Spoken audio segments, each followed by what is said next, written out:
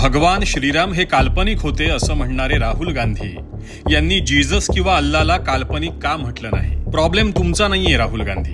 तुम्हाला शिकवलं तसंच तुम्ही बोलताय. कारण जेव्हा आमची आजी राम सीतेच्या गोष्टी सांगत असायची तेव्हा तुमच्या आजी तुम्हाला बायबल कुराण मधल्या गोष्टी सांगत असतील. त्यामुळे तुम्हाला श्रीराम काल्पनिक वाटणं साहजिकच आहे.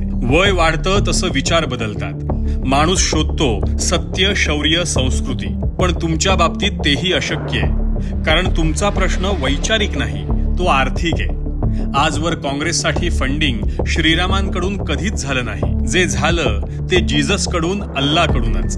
भारत तोडो अजेंडा राबवताना सोरोसकडून किती पैसा आला हे देशातल्या जनतेला माहिती आहे. आणि आता मलेशिया, तीच मलेशिया जिथून पहलगाम हल्ल्यासाठी पैसे मिळाले. सज्जाद मीर सारख्या आतंकवाद्याचं नाव पुढे आलं आणि त्याच मलेशियात तुम्ही विश्रांतीसाठी जाता. विचार करा, या आर्थिक संबंधांमुळे उद्या चाणक्यही काल्पनिक ठरेल.